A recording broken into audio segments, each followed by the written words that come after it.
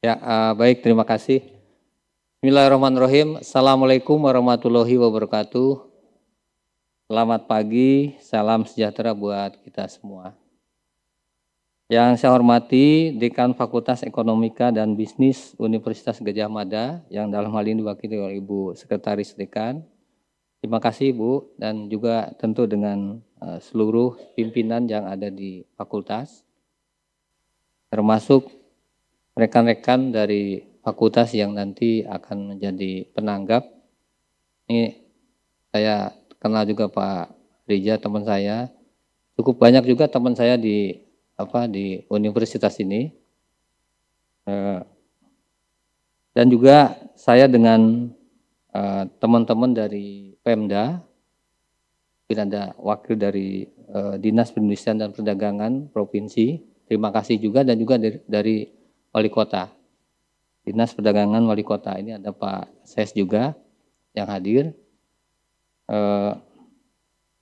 Bapak Ibu, tim saya dari Badan Kebijakan Perdagangan dan seluruh tim, serta tentu para penyaji atau presenter nanti, beserta para penanggap dan moderator yang akan melaksanakan kegiatan diseminasi. Seluruh hadirin yang hadir secara fisik di ruangan ini, dan juga yang hadir secara online ya. Ini tak lupa juga, maka saya sapa juga. Makanya tadi fotonya, karena sejak ada online tuh ambil foto bingung kita kadang-kadang. Mau berdiri, mau duduk, ngadep layar atau membelakangi layar gitu. Itu bikin bingung juga kadang-kadang tuh. Ya. Nah, Bapak Ibu sekalian, saya kira pertama-tama tentu mari kita ucapkan puji syukur kehadirat Allah Subhanahu wa taala pada hari ini, dan kita bisa bertemu, berkumpul untuk kegiatan pertama. Tadi kita sudah melaksanakan penandatanganan MOU dan perjanjian kerjasama antara Badan Kebijakan Perdagangan, Kementerian Perdagangan dengan Fakultas Ekonomika dan Bisnis Universitas Gadjah Mada. Ini juga pembaharuan dari MOU dan PKS yang sebelumnya sudah kita miliki ya dengan Fakultas Ekonomika dan Bisnis Universitas Gadjah Mada. Selanjutnya kami juga ingin sampaikan, ini adalah kegiatan kami diseminasi yang pertama untuk tahun 2023 ini. Ini kita juga kadang-kadang suka dibikin bingung Bu Sekretaris Dekan maupun Bapak Ibu. Pilih tempat. Pilih tempat agak ragu-ragu, sensitif juga katanya gitu. Nah, jadi ini juga ada ilmu khusus Pak Rija. Kita milih tempat ada ilmu khusus. Jadi harus agak hati-hati, mungkin cukup pas juga, tepat gitu ya. Nah, jadi itu juga sesuatu yang kita pikirkan juga. Lalu dari beberapa MOU dan juga PKS yang sudah kita tanda tangani, tentu hari ini adalah salah satu dari implementasi kerjasama yang kita tanda tangani itu tadi. Ya. Selanjutnya, Bapak Ibu, saya juga terima kasih khususnya ke teman-teman di Fakultas Ekonomika dan Bisnis Universitas Gadjah Mada yang tentu sudah bersedia memfasilitasi menyelenggarakan kegiatan pada hari ini. Nah, sebelum nanti acara diseminasi beberapa hasil analisis, tentu saya bukan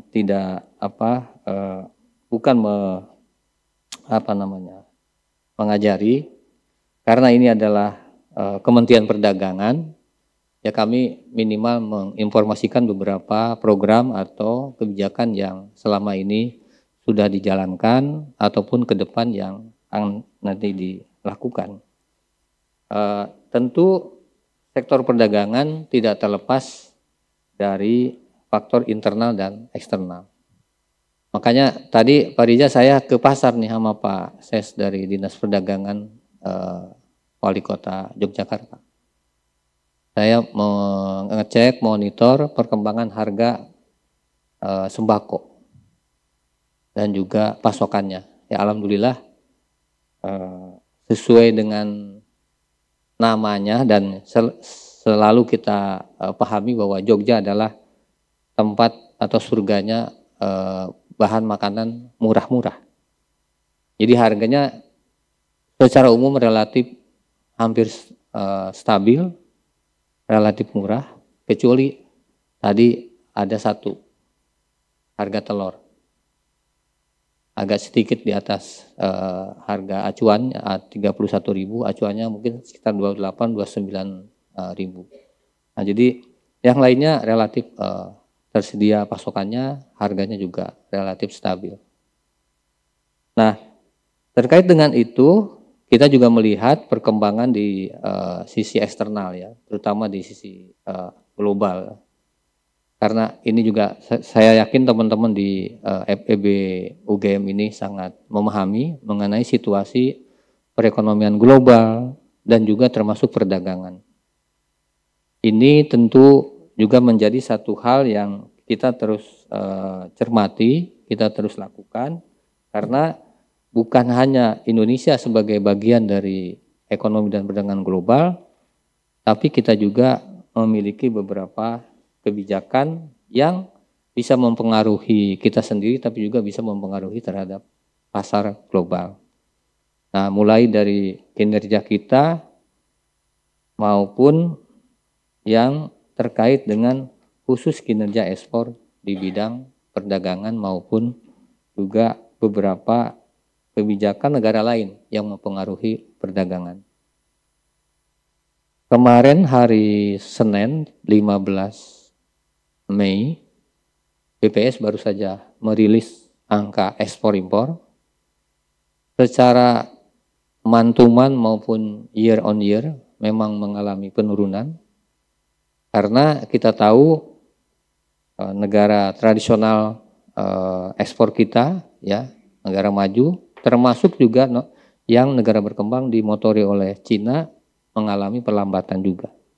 Sehingga saya kira dampak dari itu harga komoditi agak menurun, bahkan kalau dibanding tahun lalu mungkin harga komoditi itu sudah jauh lebih rendah dibandingkan tahun lalu. Sehingga kalaupun volumenya tetap sama, tapi karena price-nya turun, saya kira value-nya jadi dia mengalami penurunan. Nah, alhamdulillahnya neracanya sampai bulan April kemarin kita masih mencatatkan surplus. Jadi berarti dari April 2021 yang lalu ya, masih kita terus mencatatkan surplus sampai dengan April di tahun 2023 ini. Nah, tentu ini juga satu antisipasi kita. Kita dari awal sudah memprediksi dan juga prediksi dari beberapa lembaga internasional bahwa tahun ini pertumbuhan ekonomi kemungkinan akan sedikit melambat, perdagangan global juga hampir sama, tapi kabar baiknya mungkin mudah-mudahan seperti inflasi yang diperkirakan sedikit menurun, itu mungkin di kita juga tandanya sudah kelihatan. Kemarin juga inflasi bulan April, ya month on month-nya juga tercatat lebih rendah daripada bulan Maret, dan ini juga satu capaian yang tentu merupakan hasil kerja dari seluruh komponen ya, bukan hanya pemerintah saya kira, tapi juga seluruh masyarakat yang ada di seluruh Indonesia. Jadi inflasi juga itu mengalami penurunan sehingga di bulan April YoY-nya sudah di bawah 5%. Nah, ini juga patut kita syukuri. Nah, di atas semua capaian ini ya, kita tentu menghadapi beberapa banyak tantangan. Nah, ini yang juga menjadi perhatian kita. Tantangan ini bahkan kalau baca beberapa pemberitaan di minggu kemarin, salah satu komoditi yaitu gula, itu harganya sudah sangat mengalami peningkatan yang signifikan. Mungkin hari ini saya catat masih angkanya sekitar 26 dolar per pound, mungkin rupiahnya antara 6 sampai 7 ribu. Dan ini tentu mengalami hampir 2 kali lipat kalau dibandingkan dengan 3-4 tahun yang lalu. Biasanya raw sugar itu harga internasional kan kisarannya sekitar 13 dolar. Nah ini sudah hampir 2 kali lipat. Nah ini saya kira juga salah satu yang menjadi monitoring kami yang alhamdulillahnya bulan ini mulai bulan Mei sampai nanti mungkin sekitar Oktober mungkin di kita justru sedang dalam masa giling gula ini. Jadi meskipun di internasional harga gula mengalami kenaikan ya akibat dari berkurangnya produksi atau pasokan salah satu dari India sebagai produsen kedua terbesar dan juga dari Brazil yang menggunakannya lebih banyak untuk etanol, ini juga mempengaruhi terhadap harga gula di internasional. Nah, tantangan-tantangan lain saya kira kita masih hadapi ya, selain harga pangan, lalu juga yang namanya trade barrier. Ini juga saya kira baru saja misalnya kita lihat kebijakan Uni Eropa terkait dengan deforestasi.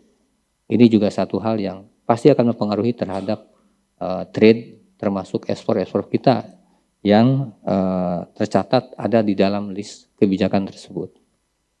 Nah, yang lain saya kira perkembangan kepada isu green product ya atau environmentally product itu juga menjadi satu tren ke depan yang tidak bisa kita hindari.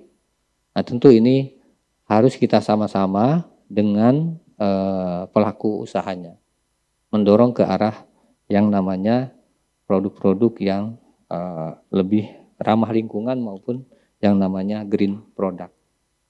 Nah, Bapak Ibu sekalian, selanjutnya mungkin saya ingin sampaikan beberapa kebijakan prioritas atau pokok yang terkait dengan Kementerian Perdagangan.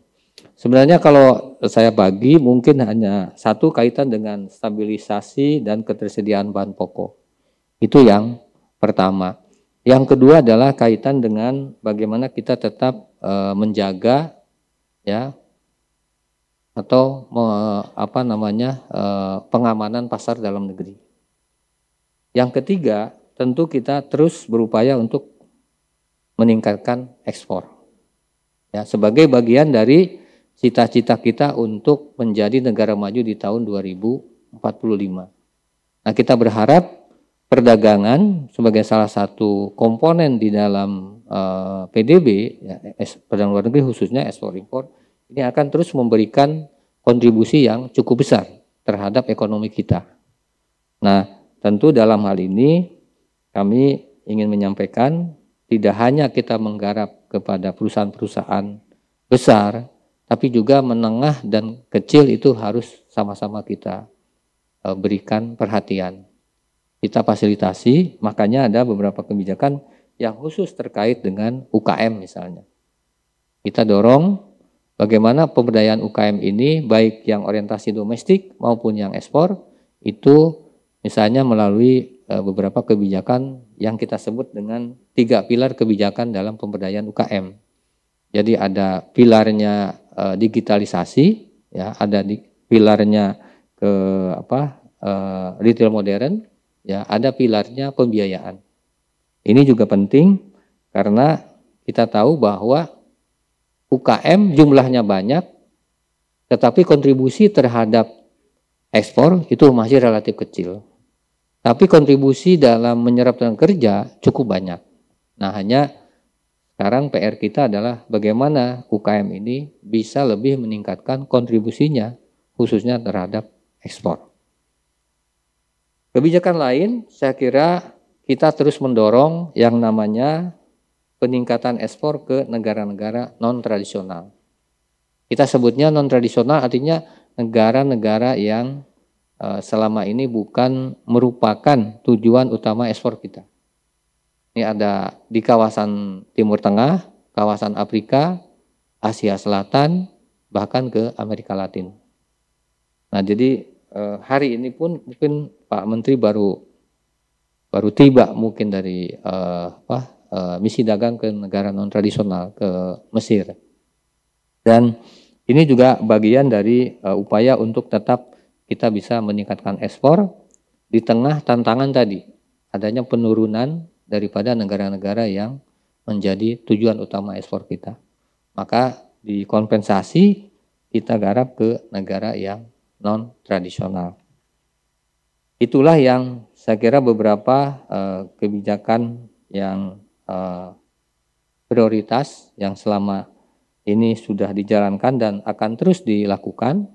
Nah, oleh karena itu adanya MOU dan PKS dengan mitra kami di FEB UGM ini, saya dan teman-teman berharap nanti ke depan ada beberapa kegiatan yang bisa kita kolaborasikan, kita kerjasamakan, termasuk hal-hal yang berkaitan dengan bagaimana kita bisa membuat satu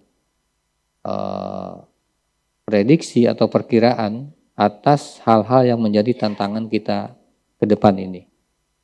Jadi seringkali saya Bu Ses ditanya oleh wartawan misalnya, bagaimana nih dengan situasi seperti sekarang, mulai ada penurunan kinerja ekspor, apakah ini akan berlangsung sampai kapan gitu kan? Apakah jangka pendek, apakah jangka panjang? Nah, ini tentu kita memerlukan satu misalnya tools analisis pemodelan yang saya kira teman-teman di FEB UGM ini yang memiliki kompetensi untuk hal tersebut. Dan ini juga menjadi bagian dari konten kerjasama yang kita bangun. Dan hal lain tentu masih banyak. Staf saya termasuk juga ada beberapa di sini yang alumni dari Gajah Mada ini, yang tentu ini juga menjadi bagian yang membawa untuk kerjasama itu lebih dekat lagi. Jadi saya kira harapan saya dengan adanya kerjasama ini, kita tidak hanya bisa dilaksanakan sebatas seperti kegiatan diseminasi atau seminar ini, tapi lebih jauh dari itu saya kira bisa kita kembangkan ke hal-hal yang sudah kita sepakati di dalam lingkup kerjasama. Saya tentu berharap dari teman-teman di FEB UGM bisa memberikan seluruh kompetensinya ya untuk bekerja sama dengan kami-kami di Kementerian Perdagangan. Karena kerjasama dan kolaborasi itu adalah satu keharusan buat kami di Kementerian Perdagangan. Saya kira mungkin itu hal-hal yang bisa saya sampaikan. Sekali lagi terima kasih kepada jajaran pimpinan dan seluruh sivitas akademika di FEB UGM ini yang telah bersedia dan memfasilitasi kegiatan ini. Itu saja, saya kira terima kasih dan selamat nanti kita mengikuti acara diseminasi hasil analisis dari Badan Kebijakan Perdagangan. Nah, satu catatan terakhir Bu, karena kami nomenklaturnya berubah, Pak Riza, kami tidak lagi melakukan riset. Kalau riset dilakukan, maka itu tugas fungsinya ada di BRIN. Nah, jadi kami sama seperti di Kementerian Keuangan ada Badan Kebijakan Fiskal. Kalau kami di Badan Kebijakan Perdagangan, kami bisa melaksanakan analisis. Tapi riset bisa dilakukan kerjasama dengan salah satunya dengan FEB UGM misalnya, yang melakukan risetnya dari FEB UGM. Tapi kami tidak bisa melakukan itu, caranya adalah dengan kerjasama, kolaborasi. Dan itu yang sekarang kami lakukan dengan lembaga riset yang lain. Nah, ini saya kira itu juga satu catatan. Makanya judul kaminya judul hasil analisis Bu. Bukan hasil penelitian. Karena sejak Juni 2022 yang lalu namanya kami sudah berubah ya, tapi kami tetap ada di Kementerian Perdagangan. Saya kira itu saja sebagai satu catatan juga ya. Terima kasih dan tentu dengan ucapan Bismillahirrahmanirrahim saya menyatakan secara resmi dibukanya acara kegiatan diseminasi hasil analisis Badan Kebijakan Perdagangan tahun 2023. Demikian, terima kasih. Wassalamualaikum warahmatullahi wabarakatuh.